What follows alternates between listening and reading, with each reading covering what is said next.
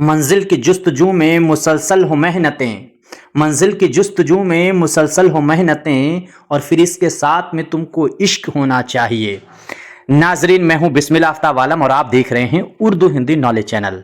आइए नए सेशन और नए टॉपिक, नए तरीके से नई कंपटीशन के लिए पहली वीडियो की हम लोग शुरुआत करते हैं। और पुरानी वीडियो आपको जरूर देखना है अगर आप यूपी के टीजीटी एग्जाम या फिर यूपी के जीआईसी के एग्जाम को देना चाहते हैं। उर्दू को मजबूत करने का तरीका सिर्फ मैंने आपको बताया था, आपके लिए है प्रैक्टिस प्रैक्टिस प्रैक्टिस। और प्रैक्टिस के लिए अपनी किताब शाहीन मंगवा सकते हैं, जिसमें 2000 क्वेश्चनों की प्रैक्टिस है, बाकी नोट्स हैं।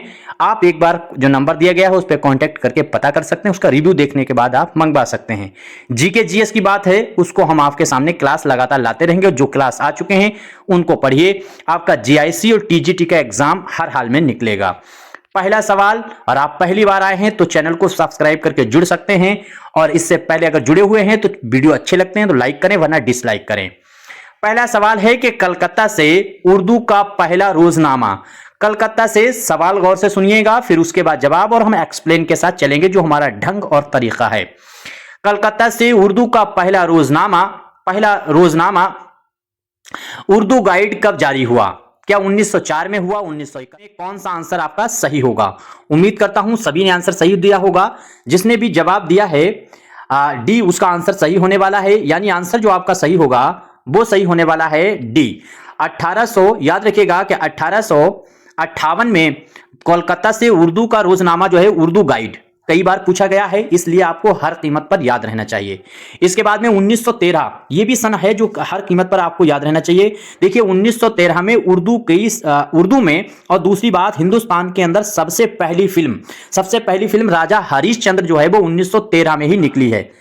एक बात याद रखिए, ये जितने क्वेश्चन हैं ये सारे के सारे जो हैं एनसीईआरटी से हैं, और एनसीईआरटी में जो है वो फिल्म, रेडियो, टेलीविजन ये शामिल है, और इनसे यूजीसी नेट में अभी जो है एग्जाम हुआ था। इस बार 5 सवाल पूछे गए हैं जीके जीएस वाला जो पोर्शन था उसमें, और दूसरी चीज फिल्म स्क्रिप्ट जो है वो शामिल है एनसीईआरटी में भी और सिलेबस में भी। तो फिल्मों से रिलेटेड आपसे सवाल मोटे मोटे पूछे जा सकते हैं, कम से कम वो सवाल जो एनसीईआरटी में हैं, तो उनको भी हम कवर करने की कोशिश करेंगे। इसलिए आपको थोड़ा सा सतर्क रहना है, जागरूक रहना है, क्योंकि अगर बच्चों से फाइट करना है, सीट बहुत कम है, तो बहुत अच्छी फाइट होने वाली है। तो 1913 में आपको क्या है, 1913 में हिंदुस्तान के अंदर पहली फिल्म जो बनी थी वो है राजा हरिश्चंद्र। राजा हरिश्चंद्र भारत की पहली फिल्म है जो गूंगी है, विदाउट साउंड है, बोलने वाली जो है मूवी नहीं है।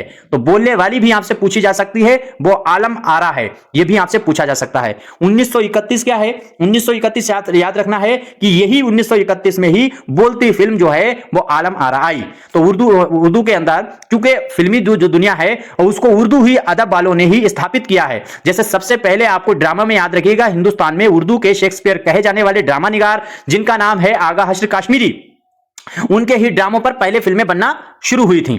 तो इस तरह से जो है वो उसी से रिलेटेड है। फिर उर्दू अदब के शायर, उर्दू अदब के डायलॉग, यानी साहिल लुधियानवी भी सिलेबस में शामिल हैं। साथ साथ में अफसाना निगार, आपको मालूम है ख्वाजा अहमद अब्बास जो हैं वो शामिल हैं, जो ये सब फिल्मों के ही राइटर हैं, चाहे वो जानिसार अख्तर हो, चाहे वो कैफी आजमी हो, या फिर साथ ही साथ में आप अगर देखेंगे बहुत बड़ा नाम है अख्तरुल ईमान का, उन्होंने बहुत फिल्मों के डायलॉग लिखे, मजरू सुल्तानपुरी का, ये सब फिल्मों के हैं। इसलिए फिल्मों वालों पर सतर्क रहिएगा, यहां से सवाल बनाए जा रहे हैं, तो आप बच्चे अगर होशियार हैं तो ये कवर कीजिए। तो अब याद रहेगा, ये आपसे जो सवाल पूछा गया इसका आंसर क्या होगा, 1858 है, और 1858 में ही उर्दू गाइड कोलकाता से निकला। 1913 में आपको याद रखना है कि पहली फिल्म राजा हरिश्चंद्र आई। वैसे 13 अगर आपको याद रखना है तो 13 में पैदाइश भी जो है वो अली सरदार जाफरी की हुई है, और 31 भी आपको याद रखना है, अब्दुल्ला हुसैन जो है उनकी पैदाइश हुई है, और 1931 में ही उर्दू की पहली और बोलती हुई फिल्म आलम आरा आई थी, यह आपको याद रखना है। और 1904, वैसे तो पैदाइश के लिहाज से बहुत राइटर हैं जो 1904 में पैदा हुए हैं, लेकिन हम आपको नई जानकारी देने के लिए तमाम ऐसी चीजों लेकर के आ रहे जो एग्जाम को मजबूती के साथ आपको खड़ा रहने के लिए तैयार रखें। तो याद रखिए 1904 में क्या हुआ है, 1904 में आपको याद रखना है बाबू दीनानाथ, नाम याद रखिएगा, बाबू दीनानाथ ने लाहौर से उर्दू अखबार हिंदुस्तान निकाला था।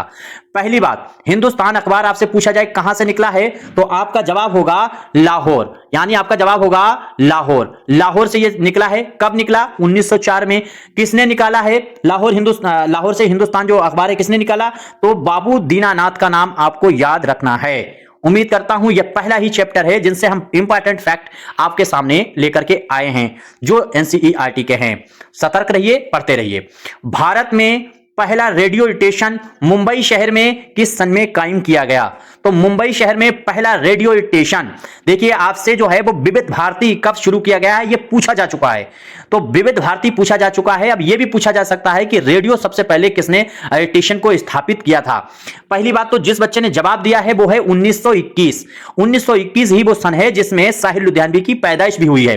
तो 1921 में जो है वो पहला रेडियो मुंबई, देखिए रिलेटेड करके हम आपके सामने लेकर के आते हैं, एक दूसरे से कनेक्ट करके, तो आपको याद भी अच्छे से रहता है। तो साहिर लुधियानवी पैदा भी 1921 में हुए हैं और 1921 में ही आपको मालूम होना चाहिए कि मुंबई शहर के अंदर, शहर याद रखिएगा, आप अमूमन दिल्ली लगा सकते हैं लेकिन दिल्ली में नहीं, दूरदर्शन दिल्ली में है, लेकिन उत्तर जो है रेडियो है उसका स्टेशन मुंबई के अंदर स्थापित 1921 में किया गया था। इसके बाद में 1976 भी बहुत इंपॉर्टेंट है। काहे है? तो याद रखना है टेलीविजन चैनल दूरदर्शन जो है वो 1976 में कायम हुआ। तो टेलीविजन का दूरदर्शन आपको मालूम होगा क्योंकि दूरदर्शन है और ऐसे जो धारावाहिक नाटक थे उनसे इस टाइम की आवाम और इस टाइम की जनता जो है वो दूर हो रही है, इसलिए पुरानी चीजों को जागरूक करने के लिए, पुरानी चीजों को याद दिलाने के लिए ये एग्जाम के अंदर ऐसे सवालात बना रहे हैं। तो दूरदर्शन के बारे में आपको मालूम हुआ, आज नहीं तो पुराने जमाने में आपने देखा होगा कि एक आदमी एंटीना सुधारता रहता था, दूसरा आदमी टीवी पर के पास बैठता था, तीसरा आदमी ये बताता रहता था कि हाँ चित्र सही आ रहा है या नहीं आ रहा। वो दिन याद करिए। अब तो हाथ हाथ में मोबाइल है और चीजें बहुत आसान हो गई, लेकिन फिर भी आप उतना आदमी जागरूक फिल्मों के लिए अब चीजों को नहीं देखना चाहता, पसंद नहीं करता। तो 1976 इस तरीके से याद रखना है। इसके बाद एक सन आपको दिख रहा है 1841, मोस्ट इंपोर्टेंट है 1841। अखबार सैयदुल अखबार जो है 1841 एनसीईआरटी के मुताबिक है। 1841 कौन सा है? 1841 तो सैयदुल अखबार याद रखना। जो है इसके मालिक अगर पूछा जाए तो सैयद मोहम्मद खान है, और अगर इसका मुदीर पूछा जाए तो वो भी आपको याद, मुदीर अगर इसके पूछे जाते हैं तो अब्दुल गफूर हैं। तो अब्दुल गफूर जो है वो इसके मुदीर थे, इसके मालिक जो है वो मोहम्मद सैयद थे, और सैयदुल अखबार 1841 में निकलना शुरू हुआ था। आप में से देखे कौन बच्चा वो है उर्दू का जो ये बताएगा कि ये किस मतलब शहर से निकलना शुरू हुआ था। बाकी आगे देखिए 1822, देखिए अपनी किताब शाहीन है उसमें से जो 6 सवाल एलटी में पूछे गए हैं, इसके रिसालों के वो 6 के 6 अपनी किताब में दिए गए हैं, शहर व शहर रिसाले। तो उस किताब को यूपी टीजीटी के लिए खासतौर से उसको लिखा गया है, जीआईसी के लिए तो आप मंगा सकते हैं। 1822 भी देखिए, 1822 में रिसाला जामे जहां नुमा निकला, मालूम है सभी को, 1822 में निकला। इसका मुदीर अगर आपसे पूछा जाए तो वो सदा सुखलाल हैं। इसके जामे जहां के नुमा जो है उसके मुदीर अगर आपसे पूछा, फारसी का रिसाला था, ये याद रखिएगा 1822 में निकला है। सदा सुखलाल जो हैं इसके मुदीर थे, और मालिक जो आपसे अगर पूछे जाते हैं इसी जामे जहां नुमा के तो वो हरिदत्त का नाम आपको याद रखना है। मालिक हरिदत्त हैं, मुदीर सदा सुखलाल हैं। उम्मीद करता हूं चीजें क्लियर हो रही होंगी। अब ये सवाल देखिए, सवाल आपके सामने है, शोर सैनी से जबान निकली है, यानी शोर सैनी जो है उससे कौन सी जबान निकली है। उम्मीद करता हूं सभी का आंसर सही होना चाहिए और फटाफट जवाब दीजिए। एक बात याद रखिए कि शोर सैनी किस इलाके की है, तो ये जो है वो मथुरा की है। आपको याद रखना है मथुरा के बारे में कि ये मथुरा जो है उसकी है, ये हर हाल में याद रखना है। उम्मीद करता हूं सभी को याद भी रहेगा। अब इसमें इन्होंने सवाल देखिए थोड़ा सा गहरा पूछा है कि शौर सैनी जो है उससे कौन सी जबान निकली है। तो क्या खड़ी बोली निकली है, मगरिबी हिंदी निकली है, बुंदेली निकली है, या फिर उर्दू और हिंदी निकली है। बहुत इंपॉर्टेंट सवाल है, थोड़ा सा समझने की जरूरत है। उम्मीद करता हूं आंसर सभी का सही हुआ होगा, और आंसर जिसने भी दिया है बी यानी मगरिबी हिंदी। अब याद रखना शौर सैनी से मगरिबी हिंदी निकली है। मगरिबी हिंदी किससे निकली है? शौर सैनी से। अब मगरिबी हिंदी की बोलियां अगर पूछा जाए तो वो 5 हैं। मगरिबी हिंदी की बोलियां अगर पूछा जाए तो वो 5 हैं। रिपीट करते हुए चलते हैं। देखिए एलटी ग्रेड में अपने जितने भी बच्चे थे उनमें से 2-4 बच्चों को छोड़ करके कोई बच्चा 80 क्वेश्चन से नीचे सही नहीं करके आया है। 10% ऐसे बच्चे हैं जो नीचे रहे, वो इधर भटक करके देखते थे चैनल, उधर कूद करके जाते थे। ये किताब हम कहते थे कि आप एक चैनल को फॉलो कीजिए, भले मुझे ना करो किसी को भी करो, और साथ साथ में 1 या 2 किताबों का रिवीजन और अपने नोट्स का, इतने में ही काम हो जाएगा। अब ये देखिए तो मगरिबी हिंदी शौरसेनी से निकली है और मगरिबी हिंदी की बोलियां पूछा जाए तो आपका आंसर होगा 5 बोलियां हैं। आप देखिए खड़ी बोली मगरिबी हिंदी में ही आती है, 5 बोलियां हैं। 5 हैं कौन कौन सी? तो खड़ी बोली इसके अंदर ही आएगी, बुंदेली जो है वो भी इसके अंदर आएगी, बांगड़ू या फिर हरियाणवी, हरियाणवी को बांगड़ू कहते हैं, वो भी मगरिबी हिंदी की ही बोली है। इसके बाद में ब्रज है और फिर उसके बाद में कन्नौजी है। तो ये आपको याद रखना है, 5 बोलियां जो हैं वो मगरिबी हिंदी की बोलियां हैं। ये सभी को मालूम होगी। इसमें आ का लहजा कौन सी रखती है, ऊ का लहजा कौन सी रखती है, ये मालूम है। हम और आगे थोड़ी सी बढ़कर के बात करते हैं। अब ये देखिए जो खड़ी बोली है, आपको ए वाला आंसर बताया जा रहा है। इसमें से 2 बोलियां निकली हैं, वो है उर्दू और हिंदी। तो उर्दू हिंदी किससे निकली हैं? ये खड़ी बोली से निकली हैं। आई थिंक इतनी चीजें क्लियर हो गई हैं। उम्मीद करता हूं सभी को समझ में आ गया होगा। देखिए क्वेश्चन अच्छे लगे, पढ़ाने का तरीका अच्छा लगे तो एक अच्छे स्टूडेंट की तरह वीडियो जरूर लाइक कीजिए, वरना डिसलाइक कीजिए। आगे देखिए कदीम उर्दू, ये क्वेश्चन अगर आपने सॉल्व किया, इसका रिव्यू जरूर देख लीजिएगा जो हम एक्सप्लेन करते हैं। हम अब पूरी कोशिश करते हैं कि आपको बहुत मजबूत बना पाए। देखिए इसके रिव्यू में हम लोग बात करेंगे। देखिए कदीम उर्दू को दक्कनी का नाम देने वाला शायर कुरैशी बेदरी किस बादशाह के दौर का शायर था? तो किस बादशाह के दौर का है कुरैशी बेदरी? देखिए अपनी जो किताब शाहीन है उसमें सारे शायर और कौन सा शायर किसके दौर का है ये सब चीज दी गई है, और शायर के अलग अलग दिया गया है, दौर अलग अलग दिया गया है। फिर किसका? सबसे ज्यादा जो टफ सवाल आपसे बनेंगे वो दक्कन से ही बनेंगे, और जितना इजी दक्कन को अपनी किताब शाहीन में समझाएगा उतनी शायद ही कोई किताब में आपको मिले। तो बेदरी जो है कुरैशी बेदरी, ये किस बादशाह के दौर का शायर है? आसान सवाल है, आपका आंसर सही होने वाला है मोहम्मद शाह बहमनी। तो मोहम्मद शाह बहमनी जिसने भी आंसर दिया उसका एकदम सही होने वाला है। अब इसका पोस्टमार्टम करते हैं। देखिए यहां पर आपको एक नाम दिया जा रहा है अली आदिल शाह। अली आदिल शाह के बारे में आपको याद रखना है, अली आदिल शाह का संबंध जो है वो बीजापुर से है। और इसके बाद में कुली कुतुब शाह का संबंध अगर आपसे पूछा जाए, मोहम्मद कुतुब शाह का, ये जो है वो गोलकुंडा से इनका संबंध है, जुड़े हुए हैं। और मोहम्मद शाह रंगीले का अगर आपको पूछा जाता है तो इसका संबंध जो है वो मुगल सल्तनत के है। ये वो बादशाह है, जैसे जीके जीएस में याद रखना, मोहम्मद शाह रंगीला वो बादशाह है जो हर रोज अपने नए नए कपड़े पहनकर और लेडीज कपड़े, औरतों के कपड़े पहन करके दरबार में आता था। जीके जीएस भी आपका तैयार होता रहेगा, जो चीजें हम आपको बताते हैं तो उनको थोड़ा सा सीरियस होकर नोट कीजिए। तो मोहम्मद शाह रंगीला ऐसा बादशाह था जो औरतों के कपड़े पहनना पसंद करता था, और हर दिन हर कलर के कपड़े पहनने वाला बादशाह अगर पूछा जाए मुगल का तो वो जहांगीर है, और अगर औरतों के कपड़े पहनने वाला पूछा जाए तो मोहम्मद शाह रंगीला है। इसका नाम ही इसीलिए रंगीला रखा गया। मोहम्मद शाह रंगीले के ही हाथ से कोहिनूर हीरा चला गया। कोहिनूर हीरा जो है हिंदुस्तान से जाने का नादिर शाह लेकर के चला गया। अहमद शाह अब्दाली नादिर शाह का जो सेनापति था वो लेकर के चला गया था तृतीय पानीपत के युद्ध में। तो मोहम्मद शाह रंगीला जो है इसने अपना सर रख दिया था उसके कदमों में। इस तरह की विचारधारा, इस तरीके का ये था। रंभा इसके जो दरबार था, उसकी रंभा जो है वो नर्तकी यानी एक वेश्या थी, तवाइफ, वो इसके दरबार से ही ताल्लुक रखती है। ये पूछा जा चुका है रंभा किसके वहां ताल्लुक रखती थी। उम्मीद करता हूं, वैसे रंभा का मतलब जो है वो होता है आसमानी परी, यानी वही क्या कहते हैं, हूर। अब इसमें देखिए, अब यहां तक समझने के बाद में एक चीज हम आपको बताते हैं। देखिए आपको एक बात मालूम होगी कि बहमनी जो दौर था, बहमनी दौर भी 5 टुकड़ों में बट गया था। बहमनी दौर के कितने टुकड़े हो गए? तो 5 टुकड़े हो गए। एनसीईआरटी के मुताबिक एक चीज याद रखिए कि बहमनी दौर की जो सीमा रेखा है उसको 1300, बहमनी दौर वाले 1347 से मानते हैं एनसीईआरटी वाले कि बहमनी दौर जो है वो 1347 से 1495 तक ये रहा। ये दौर बहमनी दौर 1495 तक रहा। बाकी अलग अलग हैं, अपनी किताब में इसका अलग दिया गया है, वही मानते भी हैं एग्जामिनर अगर ये नहीं देते हैं ऑप्शन में। अब बहमनी दौर 5 हिस्सों में बटा। कौन कौन से हिस्से बटे? तो देखिए बहमनी दौर ही आदिल शाही दौर एक हिस्सा हुआ, इसके बाद में कुतुब शाही इसका दूसरा हिस्सा हो गया, तीसरा निजाम शाही जो है वो निजाम शाही भी तीसरा इसका हिस्सा हुआ बहमनी का ही। इसके बाद में चौथा जो है वो बरीद शाही भी इसका चौथा हिस्सा हो गया, और 5वां जो हिस्सा था इसी हुकूमत का वो अम्माद शाही हो गया। तो अम्माद शाही, तो 5 टुकड़ों में बहमनी दौर जो है वो बटा हुआ है। उम्मीद करता हूं चीजें क्लियर हो गई होंगी। बाकी आपका कोई सवाल हमारे सामने आता है, आपके दिमाग में आता है तो वो आप पूछ सकते हैं, लेकिन हम कोशिश करते हैं कि आपको 1 नंबर का कंटेंट, और एनसीईआरटी को जरूर तैयार कीजिएगा। अब एनसीईआरटी नूरुल हसन नकवी की उर्दू अदब की तनकीद जो है तारीख है वो राम बाबू सक्सेना और प्लस एहतशाम हुसैन की जो किताब है जिसका नाम है उर्दू अदब की तनकीदी तारीख, ये 3 किताबें अगर आपने पढ़ रखी हैं तो 100% आपका सिलेक्शन यूपी टीजीटी और जीआईसी में हो होगा या तो ये तीनों किताबें पढ़िए या फिर इन तीनों किताबों को हम जो निचोड़ पढ़ा रहे हैं वो आप अगर देख रहे हैं, नोट्स कर रहे हैं और अपनी किताब का मुताला कर रहे हैं, तब काम आपका बन जाएगा।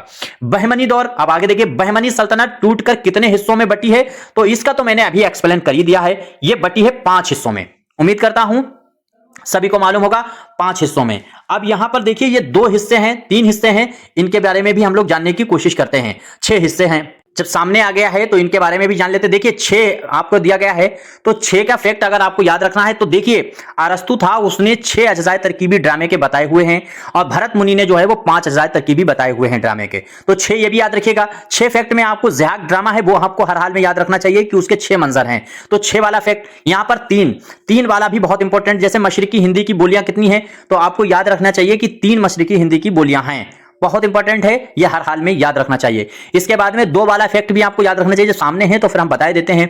अब जैसे 2 वाला फैक्ट है, इसमें सबसे ज्यादा इंपॉर्टेंट जैसे 2 चीजों में क्या है कि मैंने ही आपके सामने ऊपर बताया था कि उर्दू में जो खड़ी बोली है उस खड़ी बोली से 2 बोलियां निकली हैं खड़ी बोली से, एक तो जो है वो उर्दू निकली है और दूसरा जो है वो हिंदी निकली हुई है, यह आपको मालूम होना चाहिए। तो 2 हिस्सों में खड़ी बोली बटी हुई है। खड़ी बोली के कितने हिस्से हैं? 2 हिस्से, उम्मीद करता हूं क्लियर हुआ होगा। आगे देखिए, दर्ज झेल में से वो कौन सा शायर है जो गोलकुंडा का शायर था लेकिन बीजापुर चला गया, तो गोलकुंडा का शायर है और चला बीजापुर गया है। यहां पर थोड़ा सा अगर गौर करेंगे तो अब बहुत आसानी से बता देंगे। देखिए ये ऊपर वाला नाम जो दिख रहा है और ये नीचे वाला, इन दोनों को आप काट सकते थे क्योंकि इन दोनों का ताल्लुक दिल्ली से है, तो ना तो ये बहमनी दौर और गोलकुंडा दौर, ये जो दौर है और बीजापुर दौर, इनका संबंध जो है वो ताल्लुक जो है वो दक्कन से है, तो ये 2 तो इसी बहाने उड़ गए ऐसे। लेकिन हम सबके बारे में बात करेंगे, पहले हम लोग आंसर पर बात करेंगे। आंसर जो इसमें सही होगा वो मलिक खुशनूद है। आपको याद रखना चाहिए, मलिक खुशनूद वो शायर था जो गोलकुंडा का शायर था और जो बीजापुर चला गया था, ये बात आपको याद रहनी चाहिए। नीचे से देखिए, आप अगर देखेंगे जाफर जटली बहुत इंपॉर्टेंट है। एक बात तो यही कि ये 1600 याद रखिएगा 59 में इसकी पैदाइश हुई थी, 1659 में पैदा हुआ और 1713 में इसका इंतकाल हुआ जटली का। तो जाफर जटली जो हैं वो 1659 में पैदा हुआ, 1713 में इंतकाल हुआ। और इससे इंपॉर्टेंट भी चीज इसके बारे में ये है कि इसका कत्ल करवा दिया गया था फर्रुख शेर, जो था बादशाह था मुगलिया सल्तनत का, उसने इसको कत्ल करवा दिया था क्योंकि ये हुजू करता था। उम्मीद करता हूं बात समझ में आई होगी। इसके बाद में अब्दल जो है, इनका नाम आपको बहुत इंपॉर्टेंट है अब्दल का, और हर हाल में याद रखना चाहिए। एक बात याद रखिए कि अब्दल जो है वो अब्दुल्ला या फिर अब्दुल गनी था, इसका नाम हर हाल में याद रखिएगा। अब्दल का जो असल नाम है वो या तो अब्दुल्ला इसे कहा जाता है और कहीं कहीं अब्दुल गनी, तो इसके दोनों नाम याद रखिए, अब्दुल्ला और अब्दुल गनी जो है वो अब्दल का ही नाम है और इसकी किताब का नाम है इब्राहिम नामा। तो इब्राहिम नामा किसकी है? अब्दल की है सॉरी। इसके बाद में ऊपर वाला अगर आपको देखिएगा तो वो है सिराजुद्दीन अली। तो अली सिराजुद्दीन दरअसल ये लिखा जाता है, लेकिन इनका असल नाम जो है वो सिराजुद्दीन अली था। किसका ये असल नाम है? तो आपको मालूम होगा ये नाम है आरजू का। आरजू के बारे में आपको मालूम होना चाहिए। इनका असल नाम जो है आरजू का वो है सिराजुद्दीन अली। अब आरजू बहुत इंपॉर्टेंट है। आरजू की पैदाइश जो है वो 1683 में हुई है।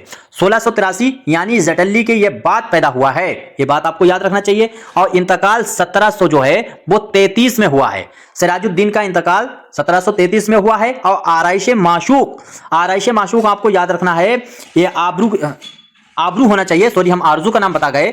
ये जो है वो सिराजुद्दीन जो है वो आरजू का नाम है, आबरू नहीं सॉरी, ये नाम जो है वो मैं भी कंफ्यूज हो गया, ये सही है, ये आरजू का ही है नाम, आपका रखना है आरजू जो है इसी का असल नाम है। और जो डिटेल भी बताई वो भी मैंने सही बताई। देखिए एकदम कंफ्यूज हो जाता है, इतनी ज्यादा फैक्ट हैं कि बताने में आप स्लिप हो ही जाते हैं। बहरहाल फिर से हम बात कर लेते हैं। सिराजुद्दीन का नाम आपको याद रखना है, सिराजुद्दीन अली। इनका असल नाम किसका है? ये आरजू का। तो आरजू का ये नाम आपको याद रखना है, सिराजुद्दीन है। और इसकी पैदाइश जो है वो अब हम फिर से बता देते हैं। इनकी पैदाइश जो है वो 1687 में हुई है। वो हमने 1683 बताया है, वो आबरू की पैदाइश बताई थी। अच्छा, दूसरी चीज, आरजू का इंतकाल 1700 जो है वो 56 में हुआ है। 1756 में आरजू का इंतकाल हुआ है, लेकिन आबरू का वही इंतकाल है जो मैं पीछे एक्सप्लेन में बताया गया 1733। क्लियर हो गया? अब आरजू जो हैं उनके बारे में याद रखिए। आरजू की पैदाइश 1687 है, इंतकाल 1756 है। असल नाम जो वो है वो इनका आरजू का सिराजुद्दीन है। अब आरजू के बारे में इतनी चीजें उम्मीद करता हूं याद रहेगी। एक शेर है आरजू का, मुझे याद है, इसका है, दाग छूटा नहीं ये किसका लहू है कातिल, दाग छूटा नहीं ये किसका, लहू है कातिल, हाथ भी दुख गए दामन को धोते धोते। उम्मीद करता हूं सभी को आंसर समझ में आ गया होगा। तो ये शेर जो है वो आरजू का है। अगला सवाल देखेंगे तो अगला सवाल आपके सामने है, अली आदिल शाह सानी की लिखी हुई किताब है नौरस में कुल कितने गीत हैं। देखिए बहुत इंपॉर्टेंट है और बहुत ही अहम सवाल है। एक बात याद रखिएगा कि यही सवाल पिछली बार यूजीसी नेट ने पूछा था और उसने दावा और दलील में पूछा था। तो सबरस जो है वो याद रखना है, एक नसरी किताब है, लेकिन नौरस जो है वो मंजूम किताब है। तो ये जो नौरस आपको दिख रही है ये मंजूम किताब है, ये चीज आप याद रखिए, इसीलिए इसके अंदर गीत शामिल हैं।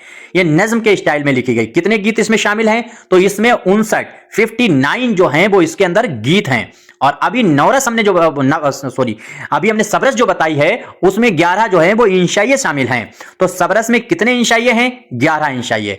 नौरस जो है वो लिखी गई किताब है उसमें कितने गीत शामिल हैं, तो 59 गीत शामिल हैं। उम्मीद करता हूं बात समझ में आ रही होगी। दूसरी चीज, उसमें राग कितने हैं, ये राग रागनियों पर लिखी हुई किताब है ना, तो राग अगर पूछा जाए तो 17 हैं। किसमें, नौरस में। नौरस में राग 17 हैं, गीत 59 हैं, 11 इंशाइया अगर पूछा जाए तो वो सबरस में है। और ये 4 वाला फिर क्या आपके सामने फैक्ट दिख रहा है। उम्मीद करता हूं इसके बारे में भी आपको चीजें मोटी मोटी मालूम होती रहनी चाहिए। जैसे 4 में अगर देखेंगे तो 4 शेरी मजमुए आपको मालूम होना चाहिए। अल्लामा इकबाल के 4 ही शेरी मजमुए हैं। उम्मीद करता हूं सभी का आंसर सही हुआ होगा। अल्लामा इकबाल के कितने शेरी मजमुए हैं, 4 शेरी मजमुए हैं। आगे देखिए, मजमून की पैदाइश किस सन में हुई थी। तो मजमून की पैदाइश बहुत इंपॉर्टेंट है। उम्मीद करता हूं सभी का आंसर सही होना चाहिए। फटाफट जवाब दीजिए। क्या 1738 है, 1746 है, 1690 है, 1689 है।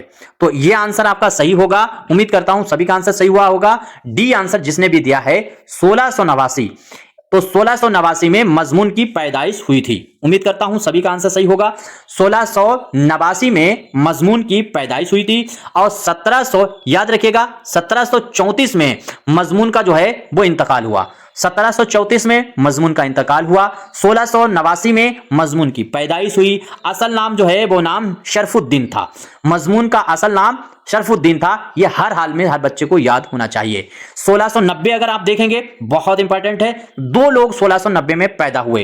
एक आप शाकिर नाजी का नाम आपको याद रखना है। शाकिर नाजी की पैदाइश 1690 में हुई है और 1690 में ही फाइज दहलवी की पैदाइश हुई है। तो फाइज दहलवी की पैदाइश 1690 है, शाकिर नाजी की पैदाइश 1690 है, दोनों की पैदाइश। लेकिन शाकिर नाजी की जो आपको याद रखना है कि शाकिर नाजी हैं, उनका इंतकाल अगर पूछा जाता है तो शाकिर नाजी का इंतकाल 1747 में हुआ था।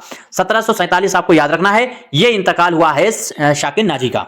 उम्मीद करता हूं इतनी चीजें क्लियर रहेंगी। इसके बाद में अगला पॉइंट आपको दिख रहा है 1746। 1746 भी बहुत इंपॉर्टेंट है, जो हर कीमत पर हर हाल में आपको याद होना चाहिए। तो अंजाम का नाम आपको याद होगा। उम्मीद करता हूं अंजाम एक शायर थे, वो 1746 में उनका इंतकाल हुआ था। 1746 में अंजाम का इंतकाल हुआ था और इनका असल नाम जो है वो अमीर खां था।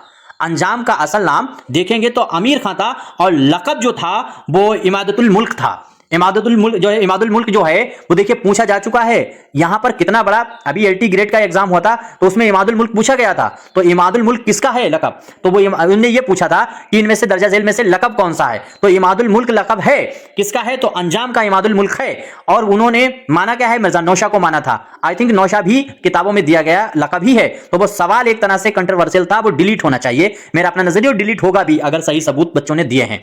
आगे देखिए 1738। अब ये 1738 क्या है, अभी हमने फाइज दहलवी की बात की थी जो 1690 में पैदा हुए थे शाकिर नाजी की तरह। तो 1690 में फाइज दहलवी पैदा हुए और इनका इंतकाल 1738 में हुआ है। फाइज दहलवी को, जिनको शुमाली हिंद का पहला साहिब दीवान शायर कहा है मसूद हसन रिजवी अदीब ने, ये चीज उम्मीद करता हूं याद रहेगी। अब इनका फाइज दहलवी का जो असल नाम था वो नवाब सदरुद्दीन मोहम्मद खान था। इतनी चीज क्लियर हो गई होगी। अगला सवाल देखिए, सवाल है किस्मत तो देख टूटी है जाकर कहां कमंद, किस्मत तो देख टूटी है जाकर कहां कमंद, कुछ दूर अपने हाथ से जब जाम रह गया। यह शेर किस शायर का है, उम्मीद करता हूं सभी का आंसर सही हुआ होगा। एक बात यहां पर शायर किस शायर का शेर है वो तो बात की बात है। पहले तो बात यह है कि यह शेर किस दास्तान में इस्तेमाल हुआ, तो फसाना अजाइब का नाम आपको हर हाल में याद रखना है।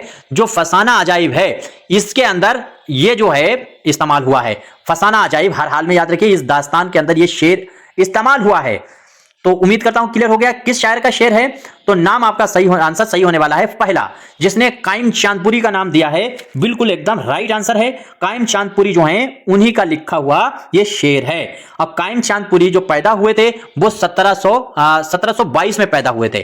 कायम चांदपुरी की पैदाइश 1722 में हुई थी और कायम चांदपुरी का इंतकाल जो है वो 1793 में हुआ था। 1793 में कायम चांदपुरी का इंतकाल हुआ था। मोहम्मद कयामुद्दीन जो है का असल नाम था। उम्मीद करता हूं क्लियर हो गया होगा। अच्छा, दूसरे नाम दिख रहे हैं तो हम क्यों ना चर्चा करते चले।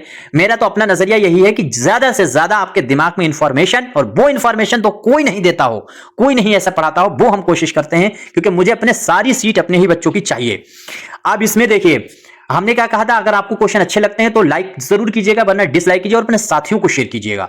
इसमें देखिए जाफर अली हसरत, अगला नाम आपको जाफर अली हसरत का दिख रहा है ना।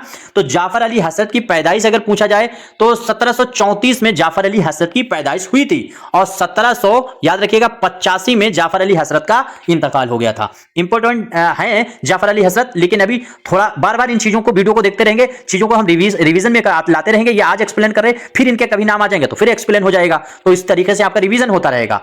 अब इसके बाद में एक नाम दिख रहा है शाह नसीर।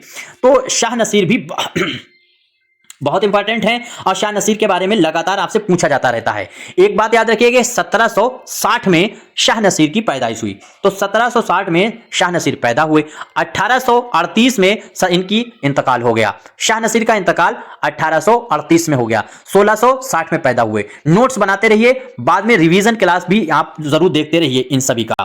देखिए इनका जो नाम आपको याद रखना है, वो असल नाम मुझे इनका नहीं याद आ रहा है, लेकिन इनके बारे में एक चीज याद रखिए, तीन चीजें और इनकी शायरी की खूबियां आपसे पूछी जाती हैं। तो इनके कलाम की खूबियां देखिए, खारजियत इनके कलाम की खूबी है शाह नसीर की, तसन्नो इनके कलाम की खूबी है, और साथ साथ में रियायत लफ्जी भी शाह नसीर के कलाम की खूबी है। उम्मीद करता हूं याद रहेगा। और मुश्किल जमीन में शेर कहना, कलाम कहना शाह नसीर का काम है। ये बात आपको याद रखिए, यह सवाल बन चुका है, सबसे ज्यादा मुश्किल जमीन में शेर कौन कहता था, तो शाह नसीर। इसके बाद में एक दूसरा नाम दिख रहा है, यह है बहादुर शाह जफर। बहादुर शाह जफर के बारे में याद रखिएगा, पहली बात तो यही कि 1775 में इनकी पैदाइश हुई थी, 1837 में ये गद्दी पर बैठे। गद्दी पर सभी को याद रहना चाहिए, ये कब बैठे हैं, तो 1837 में, और 57 तक यानी 20 साल जो है ये बंदा गद्दी पर रहा। कौन, बहादुर शाह जफर। और 62 में जो है 1862 में इनका इंतकाल हो गया। तो तीन चीजें इनके बारे में याद हो गई, पैदाइश 1775 है, गद्दी पर 1837 है, इंतकाल इनका 1862 है, और गद्दी पर से हटाए कब गए हैं, तो 1858 की क्रांति के वक्त।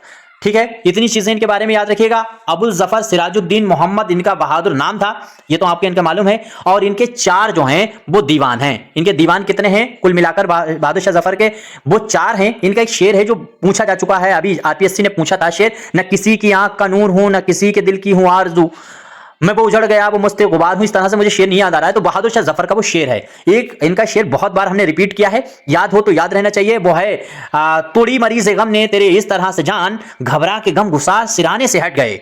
ये शेर अगर आपसे पूछा जाए तो बहादुर शाह जफर का शेर है। इसके बाद में अगला सवाल देखेंगे।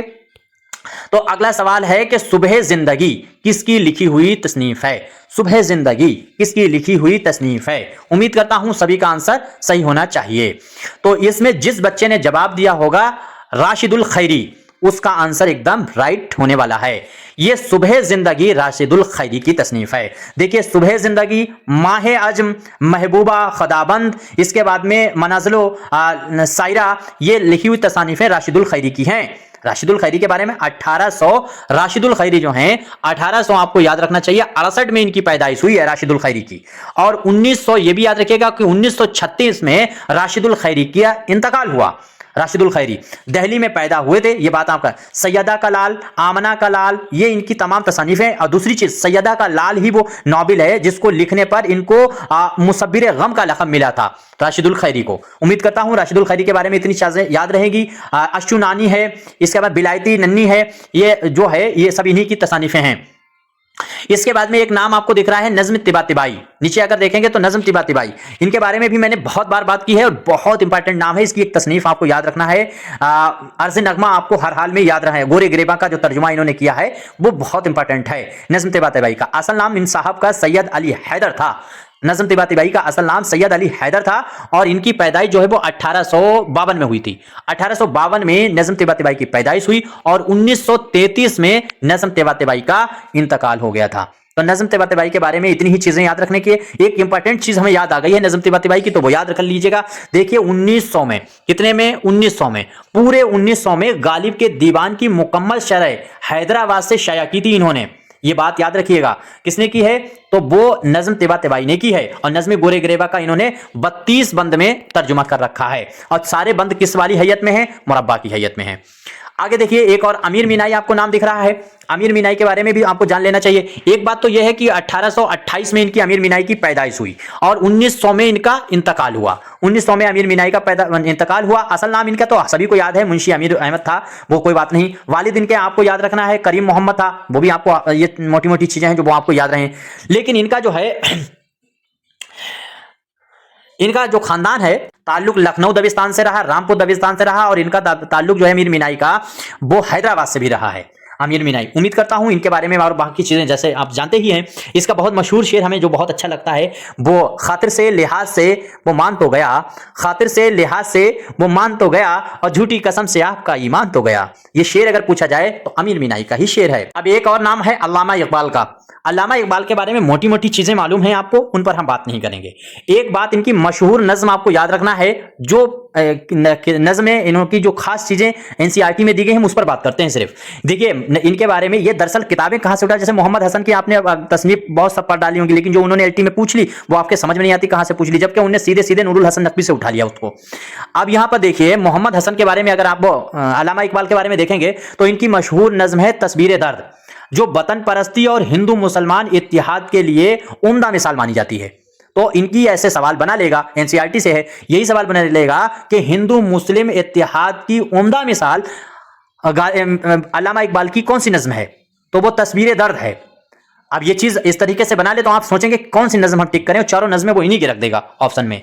दूसरी बात, इनकी मशहूर नज्मों में जैसे जो है गुल रंगी, इनकी लिखी हुई बड़ी मशहूर नज्म है। इसके बाद में इंसान और बज़्म फितरत, किसकी नज्म है? तो इकबाल की नज्म है। इसके बाद में अगर और भी आप मशहूर देखेंगे, कनारे रावी जो है वो भी इनकी बहुत मशहूर नज्म है। इसके बाद में तश्कील जदीद हयात इस्लामिया, ये तसनीफ अगर आपसे पूछी जाए किसकी है तो अल्लामा इकबाल की है। मतलब ऐसी ऐसी चीजें जो हैं वो आपको याद होना चाहिए इकबाल के बारे में। एक और इंपॉर्टेंट आपको याद रखना है, जैसे शायर रोमी थे, उन शायर रोमी को पीर रोमी किसने कहा है? तो इकबाल ने ही कहा है, और खुद को ये जो है वो मुरीद हिंदी कहते थे।